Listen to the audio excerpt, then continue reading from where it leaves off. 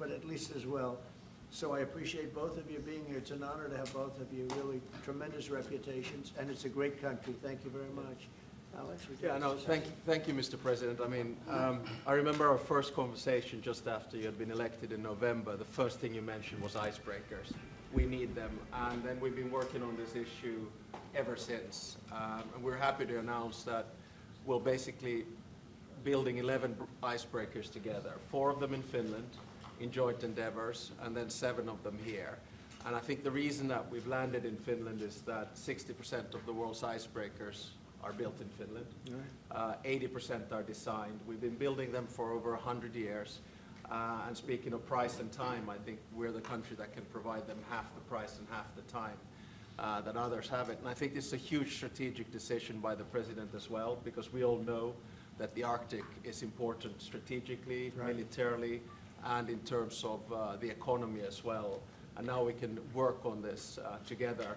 Finland is a strange country in the sense that we are probably the only country in the world where all the ports are frozen in the winter.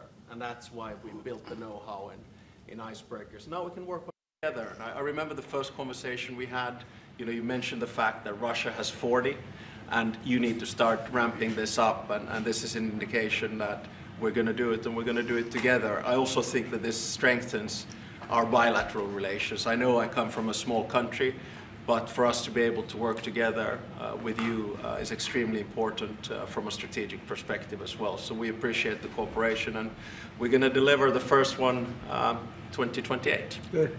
Just a little bit before a big event. Yeah. So that'll be good. But that's great. And actually, it's true.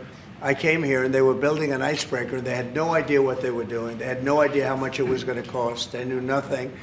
And we have our Secretary of the Navy right over here, and we're working on a lot more than icebreakers. We're working on some very, very big and important ships. But they had no idea what they were doing. And I was with you, and I ended up meeting you and knowing you, and I heard about Finland and their icebreakers, and I said, do me a favor, would you have your people take a look at what these people are doing? And it came out that, just as I thought, they had no idea what they were doing. And we got involved, and we ended up, we need these ships very badly, because we have a lot of territory, more than anybody. And so I'm very honored to have this deal, and thank you very much. It's going to be great. It's going to be a great partnership. And it's a great honor to have you, Mr. Prime Minister. Would you like to say something, please? First, Mr. President, thank you very much. It's a great honor to be here today. And as a Prime Minister of Finland, I want to say that this deal it's very important to Finland and our economy, because our economy is suffering a lot because of Russian aggression in Ukraine. And this deal, it means investments, it means jobs, and jobs means hope. And that's why this is so important. And I want to thank your leadership on this deal and this issue. Thank you very much. So you've been affected very badly by the war going on, the ridiculous war going on, right? Yes, because we have to close the border with Russia. We have 1,300 kilometers common border with them, and affects the atmosphere in Finland, in investments, and that's why we need good news. Our people need hope. Right. So your border is closed. It's closed. And that's because you have so many Russians trying to get in?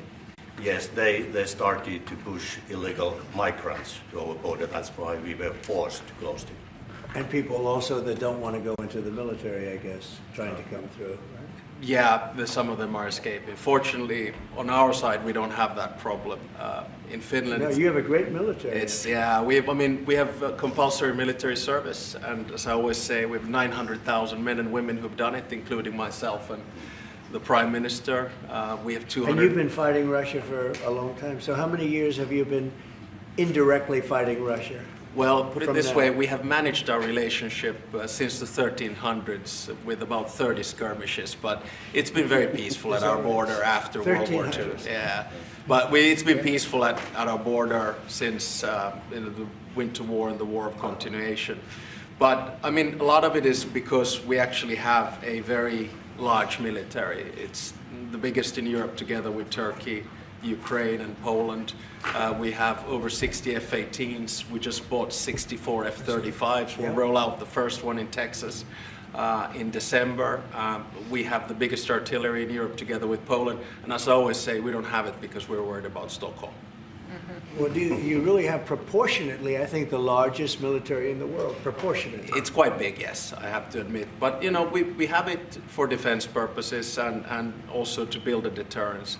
And it's worked, and I think that's one of the reasons that our relationship is so good as well. We have the Defense Cooperation Agreement with you. Right. We're new allies in NATO. Our defense expenditure is going north of 3%. We work very closely with you and the rest of our allies. And, you know, when you push the ceiling of defense expenditure in NATO to 5%, you can imagine that a country like Finland was quite pleased with that, because that means that all of the allies have to bring up their defense expenditure, and you basically increased our security just with that decision in The Hague.